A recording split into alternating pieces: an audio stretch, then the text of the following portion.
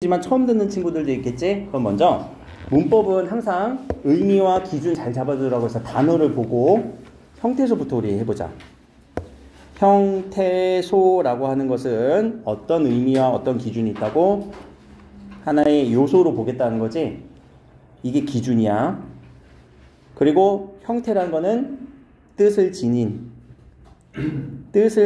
하나의 형태들마다 하나의 요소로 보겠다는 거야. 어디에서? 단어에서. 문장에서. 하나의 요소마다 본다라는 의미로 보면, 이렇게만 얘기하면 잘 모르니까 예문을 들면, 아시라고 하는 단어를 보면, 혹은 get으로 하자. 여러분들 get이 더 익숙할 거니까. 자, get이라고 하는 선어말음이 난 너에게 주겠다, 슬픔을 주겠다 할 때 이 get의 의미 있니? 없어? 왜 없어? 그래, 의지를 나타내주는 의지가 플러스 되었습니다 라는 의미가 들어가 있지. 그럼 얘는 다시 뜻을 지닌, 의미를 지닌 형태소라고 볼 수 있어? 오케이, 맞아요. 얘도 하나의 형태소예요. 주겠다는, 주는 내가 너한테 기부하겠다는 거지? 건네주겠다? 의미 있어? 있어요. 다도 의미가 어떤 의미가 있냐면은 문장을 종결시켜줘요. 종결의 의미가 생겨. 문법적인 의미야. 그래서 얘네들은 각각을 형태소라고 얘기를 하지. 그런 의미. 그래서 그 형태소를 우리가 나누면은 자립 형태소가 있고요. 의존 형태소가 있어요. 자립할 수 있느냐, 의존적이냐 쓸 때 자립 형태소의 기본적인 예는 봄, 뭐 이런 단어들. 여름을 여와 름으로 나눌 수 있니? 아니요. 안 나눠. 왜? 나누면은 그 썸머의 느낌이 사라지지. 그러면 뜻을 지닌 게 어떻게 돼버려? 없어지지. 그래서 얘를 하나의 형태소라고 보는 거야. 얘를 하나의 형태소라고 보는 거고, 의존 형태소는 의미는 있어. 어떤 뜻을 지니고 문법적인 기능도 해. 그런데 혼자서는 못 쓰여. 앞에서 보이는 주, 다. 주, 다는 분리를 해서 우리는 형태소 관점에서 분리를 해줘야 돼. 왜? 얘의 기능과 얘의 의미와 얘의 기능, 의미는 다르니까. 라는 거. 자, 두 번째, 그러면 의미가 없는 건 뭐라고 해요? 의미 없는 거? 의미 없는. 예? 그러니까 의미에다가 뜻을 지닌 것을 뜻으로 하잖아요. 뜻을 없는 건 뭐라고 불러요? 아, 뜻이 없는 상황은 우리가 그냥 소리라고만 불러. 그것을 의문이라고 얘기를 하고. 그거는 이거보다 더 작은 개념이지? 아직 안 했어? 자, 자립 형태소와 의존 형태소라는 기준으로 바라보는 반면, 또는 실제적인 의미가 있는지 실질 형태소와 형식적인 나타나는, 형식이란 거는 문법 형식이에요. 문법적인 관계를 나타내주는 실질 형태소, 문법 형태소의 관점이 있어요. 실질 형태소는 봄, 여름 그대로 올 수 있겠지? 얘네들 실제적인 스프링과 썸머라는 의미가 있잖아. 근데 여기서 주라고 하는 의존 형태소였던 얘가 여기에 올라온다. 왜? 내가 너한테 주겠다, 기부하겠다 라고 하는 의미가 여기에 다 담겨져 있고, 형식 형태소는 어떤 문법적인 관계를 나타내죠? 이 다가 쓰이면서 얘는 하나의 종결의 문법적인 종결의 의미를 나타내주는 문법 의미니까 여기서의 종결 어미로 적어주시고, 또 get도 여기 들어가겠지? 형식 형태소로, 문법 형태소로. 더우면 에어컨 좀 킬까? 저거 예외 없어요. 너무 추워요. 추워? 있어요. 예외 그런 건 없어요. 없어. 이거는 예외는 별로 없어. 여기 형태소는 크게 예외가 없는 부분이야. 그리고 여기에서 나왔던 개념은 근과 접사라는 개념이 있어요. 자, 근은 비유적인 단어라고 해서 근자가 뿌리 근자잖아. 단어의 의미가 여기 다 몰려 있는 거야. 몰빵되어 있는 거야. 그걸 어근이라고 해요. 봄이라는 단어는 뭐 어근, 접사 나눠줄 필요 없으니까 우리가 봄 이렇게 어근으로 보면 되는데, 기본적으로 이 어근과 접사는 어디에서만 나오는 애예요? 형태소의 관점에서만 나와요.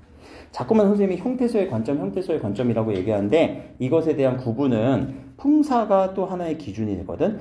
품사의 관점이랑 형태소의 관점은 같아 달려 서로 다른 애야. 서로 다른 세계야. 알겠지? 서로 다른 세계로 우리는 헷갈릴 필요가 없어. 여러분들 중학교랑 고등학교랑 헷갈려? 안 헷갈리지? 근데 중학교 친구랑 고등학교 친구는 이어지는 경우도 있지. 물론 형태소와 품사를 이어서 생각하는 경우도 있어. 그것도 필요해. 근데 이미 얘네들은 다른 세계 사람들이야.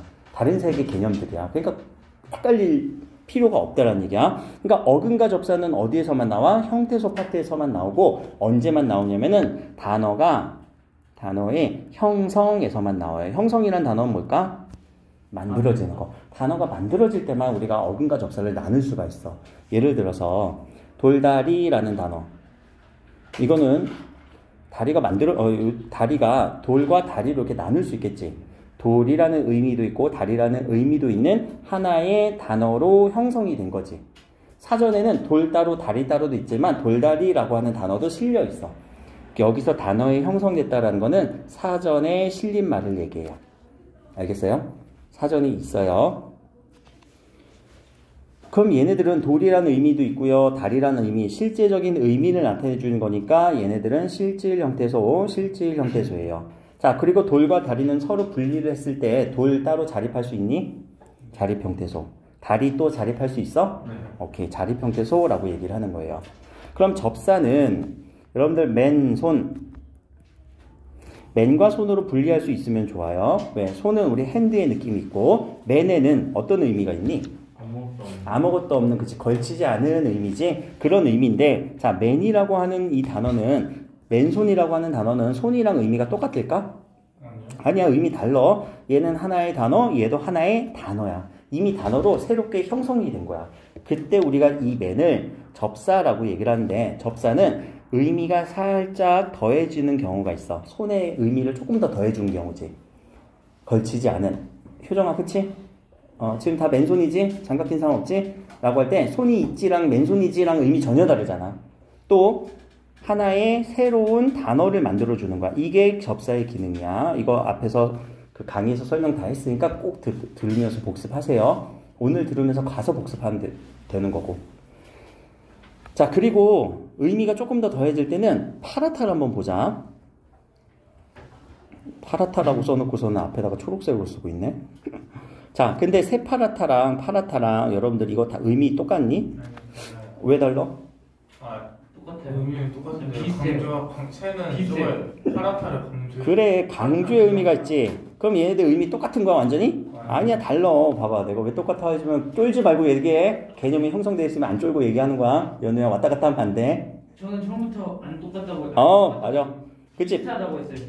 비슷하다고. 비슷한 의미긴. 그러면 얘네들은 사전에 어떻게 실려 있을까? 오케이, 얘도 실려있고 얘도 실려있어. 얘가 새로운 단어로 형성된 거고 의미가 조금 더 찐파랑 얘기하는 거겠지? 아주 진한 강조의 의미가 들어갔으니까 새로운 단어예요. 여기까지가 형태소의 기본적인 개념 형성. 어렵니? 이따가 듣자. 알겠지? 이따 주어. 네. 박사님의 성의를 무시했어. 이따가 저거 이제 빗자루 이용하면 되니까 괜찮아. 자, 그럼 여기까지가 형태소의 개념이야. 형태소를 우리가 바라보는 관점은 단어가 어떻게 짜여져 있는지 짜임 혹은 구조를 바라보는 거예요. 얘가 어떻게 쓰이는지 우리 하나도 안 봤어. 쓰임은 어떻게 쓰이는지는 보지 않았어. 그거를 보는 관점이 어디서 보는 거예요? 품사에서 봐요. 품사가 무슨 관점으로 봐야 되냐면은 단어의 쓰임 관점으로 봐야 돼요. 단어의 쓰임. 자, 그래서 여러분들 교재에 형태소는 그 프린트에다가 적어 놓으세요. 형태소는 페이지 30페이지 참고해서 거기 내용 채워 넣으시면 되시고. 써놨어. 오늘 처음 본 친구 있으니까. 품사는 페이지 24페이지 적어 주신 다음에 참고해서 거기 채워 놓으시면 되는데, 채워 놓을 때, 그 프린트 채워 놓을 때, 채워 놓을 때 여러분들의 언어, 자기 언어화 해서 하는 거야. 알겠지? 앞에 그거 형태소가 30페이지예요. 형태소가 30페이지. 밑에 문법 오늘 문장 성분까지 나갈 건데 문장 성분은 42페이지 미리 얘기할게요. 그래서 오늘은 이제 40페이지 기준으로 앞에 지금 복습하는 거니까. 자, 이 품사라고 하는 거는 그러면 단어부터 한번 생각을 해보자. 단어라는 의미는 어떤 의미가 있어? 단어. 이것부터 정의해야 되지. 단어를 정의하면 뜻을 가진 뜻을 가진 낱말은 우리 뜻을 가진 형태의 관점이었고, 단어는 단독으로, 나는 이렇게 정의해요. 단독으로 사용 가능한 어휘. 그래서 단어라는 이름을 붙였거든. 근데 우리 24페이지 교재에서는 다르게 정의했을걸? 불러줘봐. 24페이지 피시고. 단어는 뭐래요? 미안해. 30페이지에 써있다. 단어는 자립적으로 쓸 수 있는 말이나 그 말의 뒤에 붙어서 인격적 기능을 나타내는 말의 단. 자, 그럼 자립적으로 쓸 수 있는 말이라고 이렇게 나와 있으면 내가 앞에서 정의한 거랑 여러분들이 여기서 교재에서 나와 있는 거랑 다른 의미니? 한번 맥락을 비교해봐. 아니요, 똑같아요. 단독으로 사용 가능한 거랑 자립적으로 쓸 수 있는 말이랑 어휘랑 똑같지? 네. 그러면은 내가 갖고 있는 개념은 이렇게 형성을 했거든? 근데 이 개념의 형성은 뭘 보고 이렇게 따져준 거야? 앞에 있는 글자 보고. 자, 개념의 형성은, 그래서 개념 형성은 여러분들 글자 보면서 하는 것도 나쁘지 않다라는 얘기야. 그냥 단어랑 자립적으로 쓸 수 있는 말이 연결고리가 별로 안 잡히잖아. 이렇게 보면. 그러니까 그러면 개념 형성하는 게 좀 힘드니까 항상 이 글자 가지고 여러분들이 한번 연습해보라는 얘기예요. 알겠죠? 품사는? 그럼 이것도 정의 한번 해봐야지. 품사의 정의. 품사. 이때 사자가 단어 기준이라고 하는 거예요. 단어를, 이게 사의 의미가 있고요. 품은 품 안에 넣는 거예요. 품 안에 넣는 기준. 우리가 기준이 항상 필요하지. 아무나 품 안에 넣을 수 있어? 이상한 놈이야 그러면 안 돼. 효정아 듣고 있지? 품사 뭐라고? 아무나 품 안에 넣을 수 없지? 항상 그래서 그 기준을 따져줘야 돼. 알겠지? 그러면 품사라고 하는 거는, 자, 거기 이제 24페이지 가서 품사 정의 뭐라고 되어 있어? 24페이지 가서. 단어들 가운데 공통된 성질을 가진 것들을 묶어서 분류하는 말이에요. 그렇지. 공통된 성질로 묶어 놓은 것을, 기준을 우리가 품사라고 얘기하지. 자, 내 개념과 다르니? 비슷하지? 그렇게 우리가 개념을 형성하는 거예요. 그러면 단어는 뭐다 얘기할 수 있어야 되고 품사는 뭐다 얘기할 수 있어야 돼요. 거기서 이제 품사의 하위 갈래로 들어가자는 얘기예요. 품사의 하위 갈래는 기준이 필요하네. 기준 몇 가지를 줬대요? 3가지. 형태, 기능, 의미라고 하는 요 3가지 형태를 주면서 품사를 우리가 각각의 이름을 붙여보는 거야. 앞에서는 기준 몇 가지를 줬냐면은 2가지 기준을 줬어. 어디 형태수에서는 요 기준과 요 기준이지. 자립성이라고 하는 기준과 의미 기준으로 봐서 하나의 글자를 보면서 하나의 형태수를 보면서 우리는 2가지 이름씩을 붙여줬어. 뭐 실질 형태소냐, 자립 형태소냐 이런 식으로. 근데 이제는 하나의 단어를 보면은 우리는 요 3가지 기준으로 얘기를 해야 돼요. 자, 먹다라는 단어는 예를 들어서 형태는 바뀌니 안 바뀌니? 바뀌지. 가변어라는 이름을 붙여줄 거야. 기능은 용언이라는 기능을 붙여줬고, 의미는 동작의 의미가 나타나서 동사라는 이름을 붙여주는 거예요. 이게 품사는 항상 이렇게 가변어, 용언, 동사라고 해서 절대 변하지 않아. 왜? 기준이 변하면 안 되니까. 품사 바뀌어 안 바뀌어? 안 바뀌어. 중요해요. 알겠지? 중요하다는 건 나중에 헷갈려서 그러는 거야. 그러면 이 형태, 기능, 의미에 해당하는 어휘부터 정리하자. 형태가 바뀐다, 안 바뀐다, 우리 불변. 무슨 의미니? 변하지 않는다. 가변. 변할 수 있다. 그치, 변화가 가능하다. 라고 하지. 불변어에는 3가지가 들어가요. 응? 수식, 수식, 자, 불변어 기준으로 내가 얘기를 했지? 독립언. 그리고 관계연. 이렇게 하위 갈래를 그릴 수 있어야 돼요. 가변어에는 용언. 이거에 대한 각각의 의미 설명은 앞 시간에 했었어요. 앞 시간 강의 꼭 참조해 주세요. 체언이 왜 체언이란 이름을 썼고, 여기 용언은 왜 용언이 이름을 썼는지 다 얘기를 했단 말이야. 용자는 활용하니까 용언의 기능. 그리고 뒤에 기준은 기능을 나타내는, 요 기준이 다 맞지 얘들아? 기능을 나타내는 의미야. 자, 뒤로 가서 이제 의미를 나타낼 때 체언은 누가 들어가요? 명사, 대명사, 수사. 얘들아, 명사, 대명사는 무슨 의미지? 그렇지, 명사를 대신 얘기해주는 애들. 나 대명사라고 했지? 나 이름 있지? 근데 내가 뭐라고 대신 지칭했어? 나. 그럼 너도 이름 있겠네? 근데 너라고 지칭했으니까 너도 대명사. 우리는? 왜? 이름이 있으니까. 그래, 그런 식으로 따져주는 거야. 안 헷갈리지? 절대 헷갈릴 수가 없어. 수식어는 2가지. 관형사, 부사. 자, 중요한 거. 관형의 이름이 들어가면 무슨 의미라고? 관형. 그렇지, 꾸며주는 거. 누구? 체험만 수식해주는 거예요. 사의 의미는 품사라는 기준이고요. 부의 의미는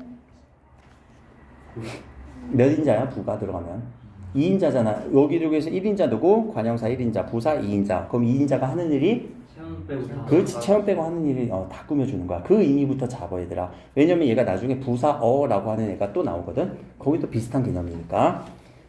2인자의 품사다. 수식해주는데 2인자 다 꾸며줘야 돼. 용언도 꾸며주고 부사가 부사 꾸며주고 부사가 관형사도 꾸며준다. 해볼까? 부사가 잘이라고 하는 거 여러분들 잘 먹다, 잘 자다. 용언 꾸며줄 수 있지? 아주 잘 먹다는 어때? 되지? 그럼 이 아주 누구 꾸며줘? 잘. 부사가 부사 꾸며주는 거예요. 자, 세차 하면은 이때 세는 뭐가 돼요? 차를 꾸며주네. 차는 명사니까 관형사지. 아주 세차는 관형사를 꾸며주게 되지. 아주, 그치. 이 부사가 관형사도 꾸며주는 거야. 용언도 꾸며주고, 부사가 부사도 꾸며주고, 하는 일 겁나 많죠? 요 정도로만 정리해 주시고, 자, 일어나세요. 관계어는 조사라고 했어요. 이 조사의 의미, 조자가 무슨 의미라고? 도움을 준다라는 거예요. 그쵸? 어떻게 알아? 수업 안 내렸잖아, 토요일날. 선생님도 그러니까 할 수 있어, 현준아? 알겠지? 자, 용어는 기능, 활용한다라는 건데, 자, 용어는 우리가 품사가 두 가지가 들어갈 거야. 동사와 형용사. 근데 요거에 대해서 조금 더 집중적으로 얘기를 한번 해봅시다. 복습이야, 지금. 용어는 여러분들 그 26페이지인가? 용어 나온 부분 26페이지 잠깐 참고를 하세요. 용어는 우리가 지금 여기서 쓰임 말고 잠깐 구조를 한번 볼게. 용어는 실질적인 예시 보면은 먹다라고 해서 얘가 활용한다라는 의미는 뭐라고 했어요? 어미가 바뀌었을 수 있다라는 거지. 활용이라는 건 어미가 바뀌는 걸 활용이라고 얘기를 해. 활용은 잘 사용하는 거잖아. 잘 활용하는 거잖아. 우리 먹다라는 단어는 항상 먹다로만 쓰니? 어떻게 쓸 수 있어? 먹었다 또 먹었니? 먹네, 먹자, 먹고. 어때요? 요 뒷부분이 바뀌죠? 안 바뀌는 부분을 뭐라고 했어요? 간. 그는 뭐야? 여기에 나올 수 있어? 나오면 안 돼. 일단은 나오면 안 돼. 근데 우리 연결을 시켜줄 수는 있어야 돼, 나중에. 자, 어간은 변하지? 않는다. 않는 부분. 이것도 설명했으니까 거기서 강의에서 듣고요. 어미는? 바뀔 수 있다. 변하는 부분. 이렇게 보는 거예요. 자, 근데 어미가 조금 더 짜증날걸. 어미가 좀 더 많아지니까 어미만 좀 집중적으로 한번 파보자. 어미를 선어말어미라는 단어가 있어요. 그리고 어말어미라는 단어도 있어요. 자, 선어말어미, 어말어미. 일단 어말어미부터. 어말어미는 무슨 의미야? 어미 기준인데 얘가 기준이에요. 이제 기준은 어미로 보겠다는 거야. 근데 어말 무슨 의미가 있니? 말. 단어에 말이라는 게 무슨 의미니? 1회 초 1회 말 들어봤지? 네. 무슨 의미야 그때? 시작 끝. 끝이, 그치? 끝이라는 의미예요. 그 끝에 있는 거야. 단어의 끝에 있는 거야. 그러면은 이 먹다라고 하는 단어에서 어디가 끝에 있어? 얘가 끝에 있지? 그럼 얘는 어말어미라고 해도 괜찮죠? 선어말어미는 앞에, 그치? 이 앞에 있는 거야. 어말어미의 앞에 있는 거야. 먹었다를 보면 먹었다는 먹다라고 하는 앞에 누가 쓰였어? 어시 쓰였지. 그럼 얘는 선어말어미가 되는 거예요. 오케이, 이렇게 분석하는 거예요. 기본형 다를 생각해 주시고 먹다가 먹었다가 됐네. 어은 어디서 오느냐? 선어말어미다라는 얘기야. 없었던 애가 나오기도 하고 있었던 애가 바뀌기도 하는 게 어미의 활용이니까. 선어말어미는 여러분들이 이제 나중에 높임 표현 이번에 실질적으로 1학 기말고사 시험 범위에 높임 표현과 시제 표현과 연결이 돼요. 높임 표현 get, 던 이런 것들을 우리가 알고 있어야 되고 시제, 미래, 과거, 현재 여기에 다 영향을 미쳐요. 어말어미는 세 가지로 또 나뉘어야 돼. 이거 중요해. 종결어미와 연결어미와 그리고 마지막에 하나 더 전성어미가 있어요. 복습하는 거예요. 복습인데 너무 자세하게 해주고 있지. 항상 근데 이렇게 해야 돼. 반복이야 사실. 문법 체계 잡는 거는. 알겠지? 자, 종결이라는 거는 무슨 의미니? 종결. 끝내주는 거야. 그래. 우리 국어에서 어떻게 끝내줄 수 있냐면은 평서문으로 끝내줄 수가 있어. 평서문이라는 건 여러분 항상 기본형이라고 생각하세요. 뭐뭐 한다라고 끝내주면 끝낼 수 있지? 그러면 먹다 끝내줬잖아. 또 의문형으로 끝낼 수가 있고요. 감탄. 오케이, 감탄형으로 끝낼 수가 있고요. 청유. 하나 더 명령. 내가 근데 여기서 이렇게 나눠준 거는 의도적으로 나눴어. 왜냐면 평서 의문 감탄만 되는 애는 형용사고요. 이것까지도 되는 애는 동사예요. 동사는 이거 다 돼. 한번 해볼까? 맑다. 형용사야, 동사야? 형용사. 형용사지. 상태나 성질 나타내 주는 걸까? 그럼 상태나 성질 나타내는 애한테 청유 한번 해볼래? 맑을래? 너 물이 맑자. 안 되지? 물 맑아라. 명령할 수 있어? 그러면은 물을 의인화 시켜야 돼, 얘들아. 물을 의법으로 시켜야 돼. 그럼 만약에 그 의인화를 하면은 맑다를 동사라고 생각해도 되는 거예요? 아니, 그때도 형용사지. 그때도 형사. 명령하는 건데 그게 형용사. 명령, 그리고 그게 비문이라고 처리가 돼요, 일단. 일반적으로 문법적인 규칙은 안 맞아. 우리는 그냥 선생님 되는 거 아니에요? 아니, 안 맞아. 알았지? 그거는 엄하게 지켜주세요. 형용사는 일단 안 되는 애, 동사는 다 되는 애. 동사는 다 돼. 청유랑 명령 돼. 먹자 되지. 먹어라 되지. 다 돼요. 동사는 다 되고 형용사는 안 된다는 거. 자, 연결은 무슨 어입니까? 이어주는. 형용사랑 의문 있잖아요. 저기 형용사만 된다는 거예요? 형용사는 요거 3개만 돼. 형용사는 왜 안 돼요? 형용사. 그 동사는. 아니, 동사는 이거 포함해서 다 되고. 동사는 다 되고 형용사만 적으면 된다. 그 개념이에요. 자, 연결은 연결시켜주는 거예요. 여러분들 먹다와 가다 연결하면은 먹고 가다. 그치, 먹고 가다. 그러면 연결어미가 뭐예요? 고가 연결어미의 역할. 먹다 가다라는 품사를 연결시켜줬고. 자, 전성어미 중요해. 어미의 기준인데 얘 의미는 성질을 전환시켜주는 어미예요. 자, 성질을 전환시켜준다는 거는 기본적인 성질은 뭔지를 봐야 되지. 누구의 기본적인 성질? 용언의 기본적인 성질. 용언의 기본적인 성질은 뭐 하는 애냐면은 서술해주는 얘기야. 얘들아, 서술이란 단어는 뭐라고? 맞아. 이야기를 그렇지. 술술술술 풀어서 이야기해주는 애야. 그러면 동사 풀어서 얘기하지 마. 얘가 맑다라고 이렇게 풀어서 얘기한 거고, 얘가 먹다라고 풀어서 얘기를 해주는 거거든. 동작, 상태, 성질을 서술어 자리에 보통 가서 쓰여. 근데 얘가 성질이 전환됐다라는 얘기는 서술어 자리가 아닌 다른 역할을 한다는 얘기거든. 그래서 3가지 옆으로 빼서 쓸게요. 첫 번째, 명사형 전성어미. 중요해. 이거 별표 하나 쳐놔야 돼. 관형사형 전성어미.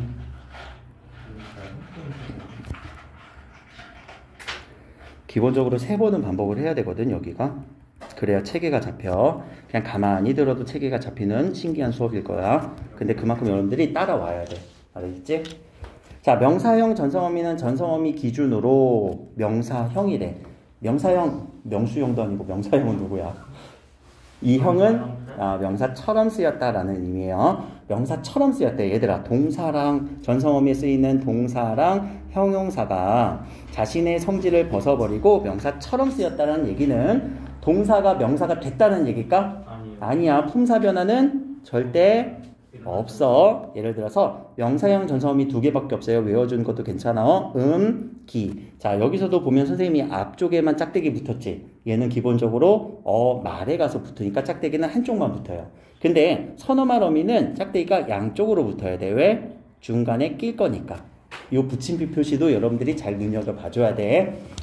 이 표지도 학교에서 구분을 잘 안 해주는 경우가 있는데 수능이나 이런 데서 잘못하면은 그거는 출제 오류가 돼버리기도 해요, 사실. 그 정도로 중요한 표시야. 그러면 전성어미인데 얘가 명사처럼 쓰였대. 기를 넣어볼까? 밥을 먹기가 힘들어. 그러면 이것이 힘들어 라는 의미지. 네. 이것은 의미는 먹기는 이때 명사의 먹기인가? 아니야. 동사가 누구처럼 쓰였어? 명사처럼 쓰였어. 왜? 뒤에 누가 붙었으니까? 조사가 붙었으니까. 이 관계를 보는 거예요. 그냥 기만 쓰였어 라는 게 보는 게 아니라 뒤에 누굴 달고 다녀야 돼. 항상 얘는 조사를 달고 다녀야 돼. 알겠죠? 그래서 명사형 전성어미고요. 관형사형 전성어미. 응? 했음이 알았다. 했음을 알았다. 이런 식으로. 난 먹었음을 알았다. 이렇게. 마지막에 그냥 무엇 했음이라고 하면 그것도 전성어미. 나 그거 했음. 그럼 하다가 바뀐 거지. 하였다가 바뀐 거지. 자, 관형사형 전성어미는 예쁘다를 가지고 꽃을 꾸며볼까? 예쁘다 꽃 어떻게 꾸며져? 꽃이 이쁘다. 아니야, 그렇게 하면 안 예쁜 되지. 꽃. 그렇지, 예쁜 꽃. 자, 꽃이 예쁘다가 왜 안 되냐면은 꽃이 예쁘다 어느 자리에 가서 쓰였니? 얘가 그냥 서술해주는 서술의 느낌이 바로 있지. 수식의 느낌은 없어. 예쁜 꽃 하면은 누가 쓰였니? 다가 날아가고 니은이 쓰였지. 자, 여기서 중요한 거 전성 어미는 하나의 글자만 의미하지 않고 한 음운 니은 하나만 쓰여도 우리는 전성 어미라고 얘기를 해요. 알겠죠? 자, 그래서 요게 쓰여서 얘를 꾸며주는 성질로 갖고 있지. 그럼 예쁘다는 관형사가 된 거야? 아니요. 아니야. 오케이. 관형사처럼 쓰인 거예요. 관형사는 뭐 하는 애니까? 명사를, 체연을 수식해 주는 거니까. 나중에 시험으로도 나올 수 있어. 나오지, 당연히. 품사도. 품사도. 예쁜 저렇게 바뀌었는데 이게. 형용사냐 아니냐 물어볼 수도 있지. 또는 뭐 때문에 꾸며주냐라도 물어볼 수 있어요. 자, 부사형 전성어미를 한번 봅시다. 그러면은 예쁘다를 피었다를 한번 꾸며줘 보자. 예쁘게 피워. 그렇지. 예쁘게 피었다. 뭐가 쓰였어? 개. 그럼 얘는 뭐라고 유추돼? 부사형. 그치. 부사형 전성어미 개. 다가 활용된 거니까. 개. 그럼 얘는 품사는 부사야? 아니요. 아니야. 절대 형용사야. 알겠죠? 그런 식으로 전성어미들의 쓰임을 통해서 우리가 누군가를 꾸며줄 수 있고 활용해 주는구나. 이 부분 파트가 무슨 파트? 활용 파트예요. 활용하는 파트. 알겠죠? 이렇게 다양하게 활용을 하는구나. 자, 응용을 한번 해보자. 책을 한번 꾸며줄 때 우리 뉴의 의미를 담아서 한번 책을 꾸며줘 볼래? 새 책과 두 개로 갈렸네. 새로운. 그럼 이거는 둘 다 같은 품사일까? 아니요. 아니야. 왜? 새는 항상 새 옷, 새 것, 새 신발 어떻게 쓰이니? 형태 바뀌어 안 바뀌어? 불변언에. 그리고 누구를 꾸며주고 있어? 책이라는 체언을 꾸며주고 있지. 그럼 얘의 기본적인 품사는 불변어의 관용사. 그쵸, 관형사예요. 자, 보여요 이제? 근데 밑에 새로운은 기본형이 있을걸? 새롭다의 다가 활용된 형태. 아니지? 아니. 관형사형 전성어미. 품사는 뭐? 형용사. 형용사. 자, 이런 관계예요. 자, 의미는 별 차이 없지. 야, 뉴북 아니야, 뉴북? 근데 우리의 문법적으로 보면은 짜증나지 좀.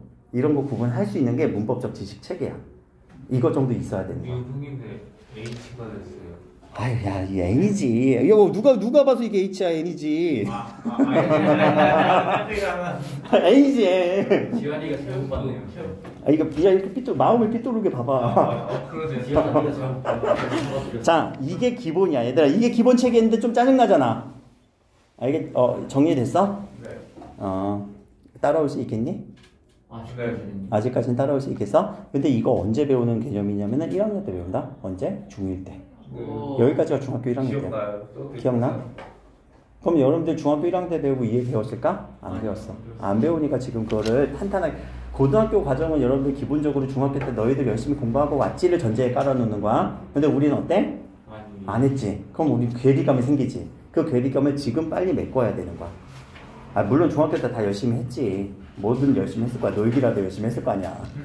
뭐든 열심히 하자. 그래. 지금은 공부 열심히 할 시간이니까.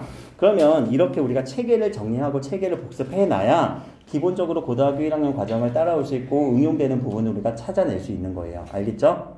그리고 이번에 여러분들 그 시험 범위 여기가 다 들어가요. 그러니까 다 영향을 미친다는 거야. 이거를 그릴 수 있어야 돼. 그릴 수 있겠어? 첫 번째는 요 품사 구조도. 품사 구조도 집에 가셔서 계속 복습하셔야 돼요. 그리고 이 각각의 갖는 의미에 대해서 여러분들이 정의하실 수 있어야 돼요. 두 번째는 용언 구조도도 그려야 돼요. 용언이 이런 식으로 형태가 있구나. 용언의 형태도 그려줄 수 있어야 돼요. 품사에서 요구하는 건 내가 딱 요거 두 가지. 알겠어? 네. 품사에서 요구하는 거는 요 두 가지야. 근데 오늘은 여기서 끝나는 게 아니라 이제 문장 성분이라고 하는 파트가 오늘의 메인이에요. 페이지는 42페이지일 거야. 문장 성분.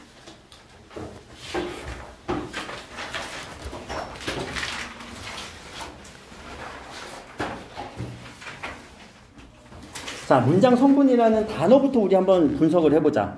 이거 무슨 의미니? 문장에서 성질을 이루는 분류, 부분.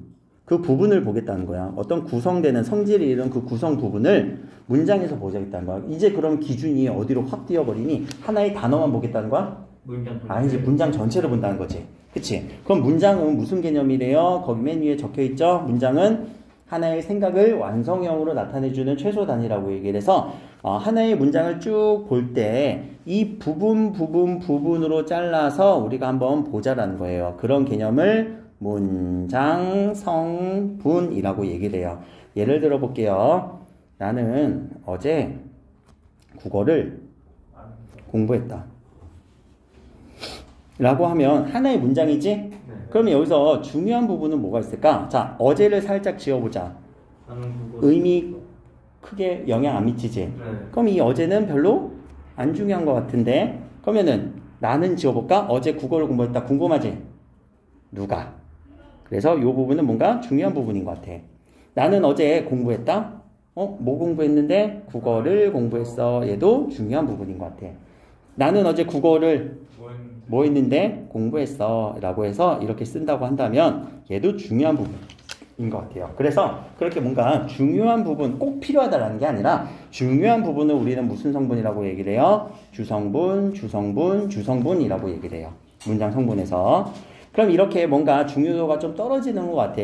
그리고 어제가 들어가니까 어제 공부했다라는 수식 관계가 좀 형성되지? 이렇게 수식하는 친구들을 우리는 부속 성분이라고도 얘기를 해요. 이 두 가지 개념, 주성분과 부속 성분 무슨 개념인지 알겠지? 정의할 수 있어야 돼요. 알겠어요? 그러면은 문장 성분 파트에서는 이렇게 배울 거야. 문장 성분은요, 주성분의 친구들과 부속 성분의 친구들과 하나 더 있는데 얘는 별로 중요하지는 않을 거야. 지금 여기서는 독립 성분이 있어요. 그래서 세 가지 갈래에 있는데 7성분이라고 얘기를 하는 거거든. 요거까지 우리 꺼내놓고 잠깐 쉴게요. 요거에 대한 의미부터 설명하고, 주성분은 누구? 주어. 자, 주어라는 단어 이제 뒤에 어로 끝나. 문장 성분의 기준은 뭐뭐하는 어로 끝날 거예요. 뭐 가변어 불변어 빼고, 걔는 이제 거기서 붙는 거니까, 단어에서 품사에서 붙는 거니까. 주어는 얘들아 무슨 문장 성분이라는 걸까? 주는 주로, 그렇지, 주체가 되는 또는 주인공이 되는, 이 문장 안에서 주인공이 되는 자리야, 주체가 되는 자리야 라고 하는 그 주자예요. 이해됐어요? 얘들아, 주와 반대되는 개념은 뭐야? 아니, 주객전도 할 때 기억나? 이거는 주인공이고 얘는 손님, 주인과 손님의 관계. 자, 주어의 자리가 우리 주성분에 들어가고요. 두 번째는 목적어예요. 목적어는 그 목적 대상이 되는 부분이죠. 자, 그리고 세 번째는 좀 어려울 텐데 보어예요. 자, 보어의 개념 잡아보자. 무슨 성분이야? 보자의 의미. 보조, 그치, 보충해주는 거예요. 보충해주고 보조해주는 의미예요. 왜 이 보어가 쓰여야 되냐면은 한번 보자. 영어에서도 I am 완벽하지? 뭘 완벽해? I am 뭘 넣을래? human. 그래. I am student. 요 자리가 필요하지. 요 자리를 우린 뭐라고 해? 보어 자리라고 해. 왜? 보어는 왜 필요하니? 얘가 완벽하지 않으니까. 그러면 students는 품사가 보어야? 품사는 뭐였어? 명사. 보어 자리에 명사가 갈 수도 있지. I am clean 이라고 해야 되나? 나는 깨끗한. 나는 깨끗해. 형용사가 와도 괜찮네. 보어 자리에는 영어에서. 나는 깨끗한 아니야? 난 깨끗해. I'm clean. 괜찮아? 몰라. 한번 나한테 알려줘.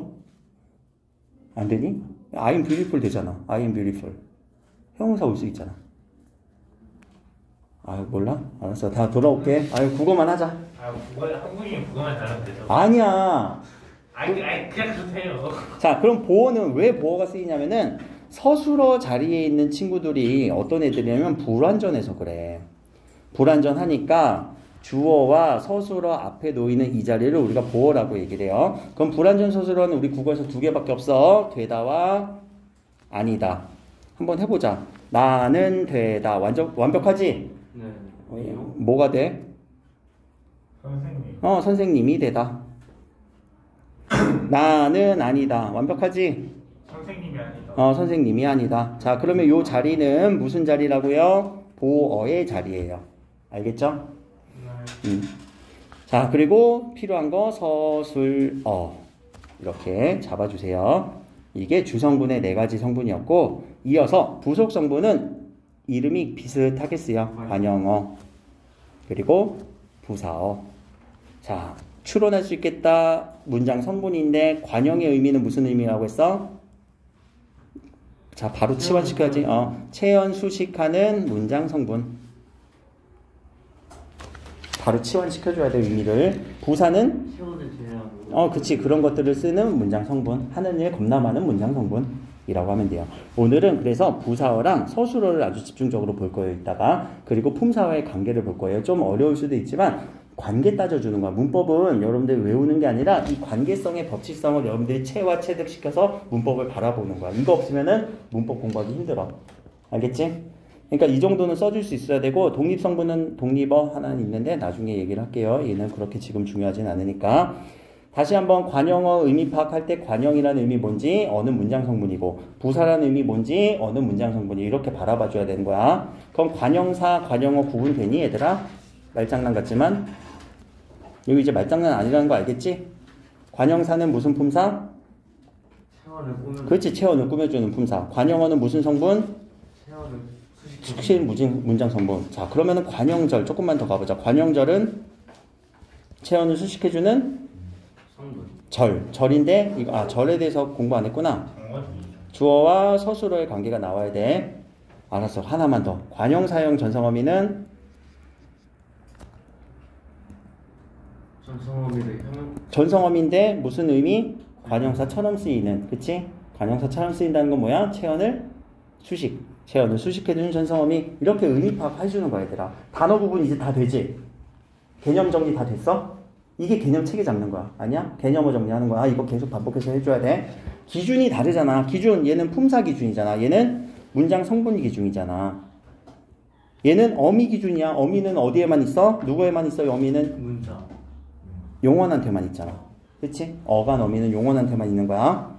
절은 주어 서술어의 관계다라는 거. 기준이 다 달라. 의미는 비슷해도. 요 관계를 여러분들이 구분해주는 게 체계가 갖고 있는 거야. 이게 기본적으로 있어야 문법이 풀려요. 안 외울 거면 문법 외우기 싫잖아. 외울 거야 다? 한 단어 200개 주면 외울래?